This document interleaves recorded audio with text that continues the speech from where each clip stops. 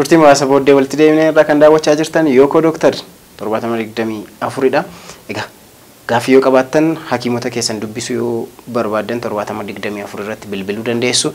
Dooktar Naafiyaad Geetuu wajjin hin jira. Dooktar Naafiyaad Geetuu waa'ee rifachuu garaachaa yookaan dhibee garaachaa ibsa nu gochaa jiru. Egaa Dooktar wantoota rifachuu garaachaaf nu saaxilan nu kaasteetta. Mee yaalli rifachuu garaachaa dhibee garaachaa kana gaastiraayistiin jennu kana maal faatu jirame? Okay, galatoomi. Egaan jalqaba mallattoowwan dhibee kanaa kaasuudhaaf yaalleerra. Namoonni mallattoowwan kanneen ofirratti argani mana yaala deemanii qoratamuun baay'ee barbaachisaadha. Baay'ee immoo noon qaban namooti baay'een waan baay'ee argaa jirra waan ta'eef mana yaalaa dhufuun filatan wantoota akkasii salphaadhumatti of yaaluu barbaadu. Mana yaalaa yommuu dhufan yaalonni kennaman jiru. Jalqaba irratti yaala sana dura qorannoon godhaman jiru. Jalqaba akkuma siif kaasuudhaaf yaallee baay'inaan dhibee garaachaa kanaa kan namatti fidu keessaa tokko baakteeriyaa helikobacter pylori H pylori kan jedhu sana jechuudha. Kanaaf namni mallattoo kana qabu kan jalqaba goonu sagaraa yookiin immoo qorannoon sagaraa godhamee baakteeriyaan kun keessa jiraachuu kan itti ilaalamu ta'a. Tarii biyyoota guddatan keessatti immoo karaa hafuuraa kan godhamu urea breast test kan jedhamu jira. Qorannoo kanaan baakteeriyaa kun qabaachuu dhiisuunsaa gargar ba'uu danda'a jechuudha. Gama biraatiin qorannoowwan godhaman baay'een isaanii akkaataa dhukkubsataan sun dhiyaate irratti hundaa'eeti kan godhaman tokko tokko jiraachuu danda'u. Tariitii namoota waliidhaan fagaatan fa'a yookiin baay'inaan namoota garaachi isaanii dhiigusuu danda'a. Kanneen fa'aa yoo ta'e qorannoon yaala mar'ummaan keessaaf garaacha keessaa indooskooppii jedhamu jira. Qorannoon kunillee ogeessi fayyaa ilaalee kan inni murteessuu danda'u.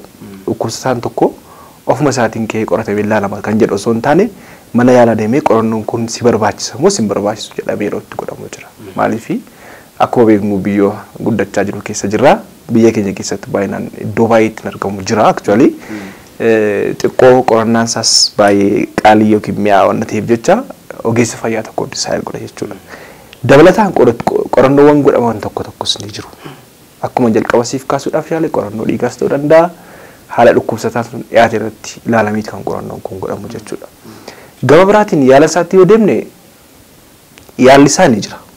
Asirratti dhukkubsatootaaf qoricha itti himuudhaaf osoo hin taane jalqaba wanta kaasuudhaaf yaale maallaa jalqaba irratti waan isaan gochuu qaban mana yaala deemu akka isaan qaban.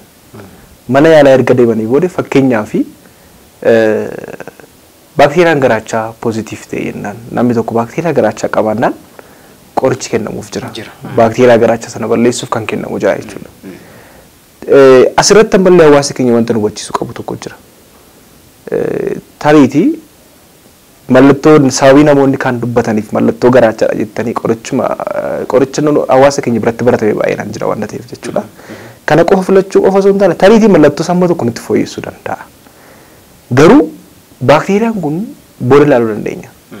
Baay'ee waloraa deemee keessoo qaama keenya irratti miidhaa geessisuu waan danda'uuf amma kaanserii garaachaatti guddisuu danda'a waan ta'eef qoratamuun baay'ee barbaachisaadha. Kanaaf yaalli kennamu akkuma siif kennuudhaaf yaalee tokko asiidii garaachaa kana hir'isuudhaaf yaalli kennamu jira. Qorichi kennamu jira. Asiidiin garaachaa kun akka inni baay'inaan hin maddine kan godhu kan dhorku jechuudha. Madda isaa kan dhorku. Kan biraa immoo asiidiin garaachaa kana madde kana kan asiidii kana gara asiidummaa isaa hir'isuutti kan kennamu jira. Bafar gochuudhaaf kan kennaman jiru jechuudha. Kanaaf hawaasni keenya mana yaala deemee qoratamee wantoonni kunniin isaaniif kennamuu danda'a jechuudha. Egaa yaala kennamu sadarkaadhaan ni jira. Sadarkaan itti qoricharra darbullee jiraachuu mala yeroo tokko tokko. Of course. Kanaaf garaacha keenyaaf eeggannoo guddaa goonee namoonni mallattooleen kun yeroo nutti dhaga'aman mana keessatti waan baay'ee gochuurra hakiima ofii dubbisuu baruutu irra jira. Uummanni keenya akkuma jette mallattooleen sun gaafatti dhaga'amu badaa garaachi gaafa dhukkubsatu dhukkuba nutti hin fakkaatu. Kanaaf mana keessatti waan garaagaraa goona even barmaatileen hamtuun tokko tokko jira wanti namni garaachi dhukkubee barbaree bulbulee kan dhugu jira. Of course. Sirriidha. Nan beekanii namoota even na biratti dhugan illee argee beeka. Qocqocaa baay'ee gubuu itti dhugi achi booddee al tokko si gaggabsaa kana booddee hin fayyita jedhanii kan akkas godhan illee ni jira. Sun maybe al tokko gaafan taa'e maal godheetitti fooyyessee jedhee yaadanna. Gaafan yaadu maybe even isa madaa'ee ture iyyuu ciruma isaa ajjeesee gaangiriinii godheeti itti fooyyessee laata jedhee yaadanna. So barmaatilee sanarraa hakimoo fi dubbisuun baay'ee barbaachisaa akka ta'e asumaan kaasuu fedheetanii. Egaa mee garaacha keenyaaf eeggannoo nuun gochuu qabnu maali? Fakkeenyaaf namoonni tokko gaafan baay'ee nyaadhuu jedhu, namoonni tokko gaafan nyaata dhiisuu jedhu, namoonni tokko dafee yoo nyaadhee na fooyyessa jedhu. Namoonni tokko cooma yoo nyaadhee yookaan foon yoo nyaadhee naaf hin bullaa'u kanaafi jedhu. Namoonni tokko burtukaanaaf loomii yoo itti fudhadhee jedhu. Mee eeggannoomti nuun garaacha keenyaaf gochuu qabnu keessumaa warri rifaatu garaachaa kana qabanii nyaatasaa akkasumas immoo wanti nuun gochuu qabnu wanti nuun amaleeffachuu qabnu maal ta'uu qaba? Galatoomii waan baay'ee kaaftetta. Akkuma ati kaasuudhaaf yaalte qorichi qofti ga'a miti. Inni guddaan ofii keenya kan ofii yaaluu dandeenya. Wanti adda baafnee uummatatti himuu dandeenyu completely irraa fayyita jennee hawaasatti dubbachuun qolfaachuu danda'a. Tarii wantoonni ofiif gochuu qabnu jira waan ta'eef jechuudha. Okay, namoonni dhibee garaachaa qaban maal of eeggannoo akkamii ofiif gochuu qabu kan jedhurraa kaafnee ilaaluu dandeenya. Tokkoffaa irratti kan laallu jalqabaa wantoota dhibee kana nutti fidan keessaa tokko maal jenneerra stressii yookiin immoo dhiphina. Dhiphinni kuni hojiitti biizii ta'uunis ta'uu danda'a. Hirriba dhabuurraa kan keessa ta'uu danda'a. Dhiphina dhala namaa hanga ta'anitti dhiphina balleessuu hin danda'amu ulfaata. Garuu hir'isuu ni danda'ama. Kanaaf haala jireenya keenya wajjin wal madaalsisuu ni danda'ama. Maaliif yoo qoricha fudhannee asiidiin garaachaa sun baay'inaan akka maddu waan godhuuf of eeggannoo gochuu akka qabnu kan jedhu hawaasa keenyaaf dhaamuu barbaada. Gama biraa yoo ilaalle nyaata irratti waan baay'ee kaaftettati. Dhibeen garaachaa gara madaa'uutti jijjiiramu doorni alsar and gastric ulcer wanti jennu jira. Namoonni tokko fakkeenyaaf yommuu nyaata nyaatan kan dhukkubu jira, kan yommuu nyaata nyaanne dhukkubu jira. Iddoo saraatti garaagarummaa qaba waan ta'eef jechuudha. Inni guddaan yeroo nyaata keenya sirriitti eeggachuu akka qabnu. Fakkeenyaaf amma kanaan dura ciree sa'aatii lamatti nyaadhee laaqana sa'aatii saddeetti nyaadhee yookiin sa'aatii jaatti nyaadhee irbaata sa'aatii lamatti nyaadhee barsiisee gidduutti immoo skip irra darba yoo ta'e yookiin immoo yeroo isaa sandoo sa'aatii jaatti nyaadhu gara sa'aatii sagalitti hin fida yoo ta'e yeroo sana maallaa asiidiin maddummisu garaacha duwwaarratti dhangala'aa jechuudha. Garaacha duwwaarratti dhangala'aa immoo tarii garaachi sun madaa'uu danda'a. Baay'ee dhukkubsa jechuudha. Kanaaf yeroo nyaata keenya illee eeggachuu akka qabnu hawaasa keenya hubachiisuu barbaada. Kan biraa ilaallee nyaata irratti nyaata akkam nyaachuu qabu nyaata akkam nyaachuu hin qabne yeroo baay'ee nyaati urgooftuun itti baay'atu yookiin immoo spicy food kan jennu qimamii fa'aa kan hedduu hammaatu nyaachuun gaarii miti. Maaliif garaacha baay'ee namoota baay'ee argineerraa nyaata akkasii immoo nyaatan baay'eetti ka'a nyaata barbarii kan hin qabu jalqaba waan tokko kaasuuf yaalteetti namni keenya maal jedha si fakkaate jechamni tokko jedha xurii baasaa jedhu wanta kana dhageessetti dhiyeeyyaadhaanis naannoo tokko naannoo argeetti immoo wanta baratame tokko maal sitti fakkaate nama dhukkubaa jiru sanaa fi ibiddaan guban iddoo biraa gubu dhukkuba sana irraa gara sanatti akka darbuuf jechuudha. Almost kana kan yaadan jiru namoonni baay'ee. Kanaaf wantoota barbarii hedduu qaban of keessa nyaachuu akka hin qabne nyaata asiidii baay'een of keessaa qaban kuduraa fi fuduraa fakkeenyaaf loomii fa'aa burtukaanni sirrii miti. Maaliif asiidii loomii ilaalle sitriik asiidii of keessaa qaba. Namoonni nyaata asiidii hedduminaan of keessaa hin qabne soorachuu akka qabnu asirratti. Burtukaanni loomiin fa'aa asiidii baay'ee of keessaa qaba. Kan asiidii baay'een of keessaa kanneen akka dinnichaa fa'aa ta'uu danda'a, aappilii fa'aa ta'uu danda'a. Kanneen nyaata callaawwan kunis gaariidha. Gama biraa yoo ilaalle tamboo aarsu. Dhugaatii alkoolii, buna, kaafeenii. Keenya bunni akkuma beekamu kaafeenii of keessaa qaba. Buna baay'inaan dhuguu. Kunniin illee garaachi keenya baay'inaan waan miidhuuf of eeggannoo gochuu akka isaan qaban. Gama biraan yoo ilaalle immoo yeroo hirribaa madaalawaa ta'e qabaachuu. Hirriba dhabuunis baay'ee nama miidha waan ta'eef hojiitti baay'inaan dhiphinaan dabarsuunis shamarran keenya biratti wanti beekame tokko immoo jira.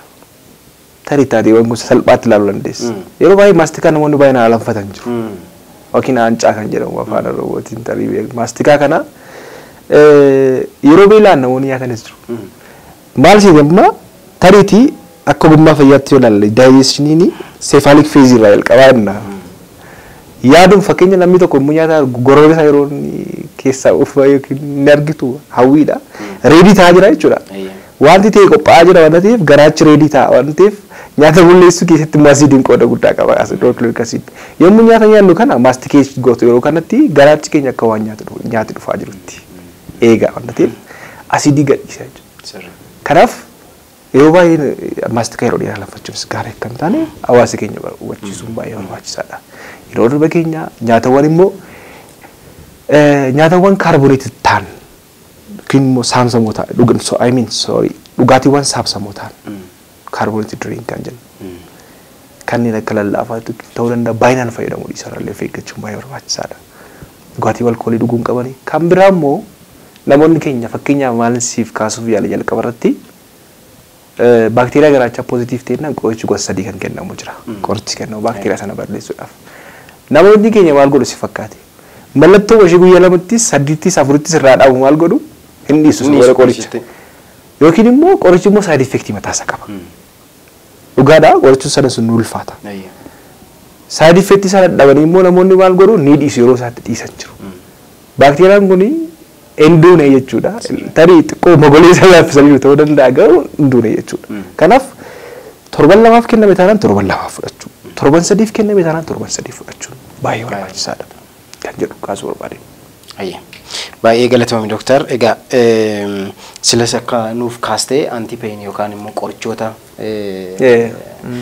dhukkubbiidhaaf fudhatamanis hakiimaantu fudhatanii keessumaa antiipeeniin gosa garaa garaa jira kan asiidii maddisiisuu fi akkasumas kan asiidii maddisiisne jira gosa garaa garaa jira. Dhibee garaachaa qabu yoo ta'e dooktariin ilaalee ajajaaf waan ta'eef gaafa dhibeedhaaf qoricha fudhatanii kamiin fudhachuun qaba jedhanii itti yaadanii fudhachuunis ni jira. Akkasumas immoo dooziinsaa yoo garmalee baay'ate wanti isaan fudhatanii qorichumti mataan isaa immoo kan kootii godhameef kootiin godhamne jira. Uncoated coated kan jedhaman jiru. Isaanillee ilaalee qoricha isa kam wayyaa fi jedhee hakiimii filuu fi danda'a waan ta'eef sanas eeggannoo gochuun baay'ee barbaachisaadha. Egaa rakkoo guddaan kan jiru gaa alkoolii fi tamboo xuuxurrattidha. Namoonni keenya toleen jedhanii intuma garaachi dhukkubuu fudhatu hin dhiisanii dhiisaa jedhamanii toleen jedhanii akkuma jette immoo qoricha addaan kutuunis baay'ee jira. Yookaan qoricha addaan kutu yookaan immoo isa tokko dhiisanii isa tokko fudhatu sun baay'ee fayyuu garaachaa sanarratti dhiibbaa uuma waan ta'eef walumaa galatti garaachi kun sirriitti yaalamu yoo ta'e miidhaa akkam akkamii uumuu danda'a sanuma xumuru dooktar. Okay, galatoomii garaachi yaalan arganne yoo ta'e miidhaa garaa garaa qaama keenyarraan ga'uu danda'a. Garaachuma keessatti fakkeenyaaf kaafnee yoo ilaalle tokko madaa'uu garaachaatiif yookiin immoo alsar kan jedhu jechuudha. Madaa'uu garaachaadhaaf saaxiluu danda'a. Garaachi tokko yoo madaa'e maal ta'a? Garaachi tokko madaa'e jennaan sadarkaa garaa garaa nama geessuu danda'a. Kan biraa dhiiguu garaachaa. Akkuma jalqaba siif kaasuuf yaala jalqaba irratti waa'ee garaachaa kanan kaase garaacha keenya keessoo jalaatiin ujummoowwan dhiigaa ni jiru. Yommuu haphiin haguuggiin garaachaa sun irraa ka'aa deemutti madaa'aa yommuu deemutti exposed yookiin immoo bakka itti ba'aa deemu jechuudha iddoon dhiigaa kunneen. Hiddi dhiigaa kun dhiiguu dhoowwuu waan danda'uu fi amma dhiiguu garaachaatti namoonni baay'een alatti yommuu ba'u akka dhiigaa haqqisu yookiin balaqqamsiisu keessattis dhiiguu danda'a garaa keessatti dhiiguu danda'a. Dhiigee jennaan maal ta'a? Dhiigni keenya yommuu dhangala'u irree dhiigaaf nama saaxiluu danda'a. Kaleen keenya, ijji keenya, sammuun keenya dhiiga gahaa argachaa jiru. Onnee keenya dabalate jechuudha. Kanaaf dhiiguun garaachaallee komplikeeshinii isaa immoo dhibee wanta dhumarratti nutti fiduu danda'a jechuudha. Gama biraan immoo dhoowwuu garaachaa. Akkuma jalqaba siif kaasuuf yaale garaachi maal ta'a? yoo haguuggin sun dhumaa deemaa asiidiin sun fixaa deemaa tuma jedhuuti leerii qaba yookiin immoo irra duuba jalaan qaba sin jedhee leerii sana fixaa deemee garaachi sun ni dhoha jechuudha. Garaachi keessa ni hurata yookiin ni dhoha jechuudha. Gabaabaadhumatti kaasuma dhugaa ni hurata. Huratee jennaan akkuma jalqaba siif kaasee wanti garaacha keenya keessa jiru gara qaama alaatti hin buufarra ta'a. Toksiin ta'uu danda'a. Keemikaala waan ta'eef. Garaachi keenya baakteeriyaa baay'ee waan baay'ee baachuu danda'a. Garaacha keessaa gara sanatti yoo ba'e garuu sun gara infekshinii garaa garaatti nu saaxiluu danda'a jechuudha. Yaa dhugaadha. Kanaaf dho'ee jennaan immoo maaliif nu saaxiluu danda'a? Namni sun dirqama maalii yaalamuu qaba? Yaalii baqaqsanii yaalamuu kan yaalamuu qabu. Dhiiguus ta'uu danda'a. Kanaaf komplikeeshinii yookiin immoo dhiibba mataa isa danda'e qaba. Dawaan adoochaa kennamu dhiibba mataa isa qabaachuu danda'a. Akkasumas immoo yaaliin baqaqsanii yaalu kunis immoo dhiibba mataa isa qabaachuu danda'a.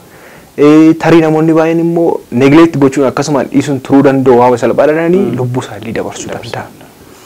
Gaafa biraatiin dhumarratti kan laallu kaansarii garaachaati. Akkuma jalqaba siif kaase baakteeriyaan sun guddataa oloraa yommuu baay'inaan wal horutti seelii qaama keenya irratti miidhaa geessisuu danda'a. Kanaaf gara kaansarii garaachaatti illee guddachuu danda'a jechuudha. Kanaaf yaaliin garaa garaa jira, yaaliin godhaman jiru. Uummanni keenya, uummanni keenya deemee ilaalamuu qaba, qoratamuu qaba. Gorsa maal gochuu akka qabuu fi maal gochuu akka qabne xiyyeeffachuu qaba kan jedhutti ibsuu barbaada jechuudha. Barreessaa Macaafaa Faaya Fayyaa Dr. Naafiyaad Geetuu akkasumas barsiisaa Yuunivarsiitii Haramayaa ibsa as istuudiyoo yookaan doktariitti argamtee nu laatteef guddaan si galateeffadha.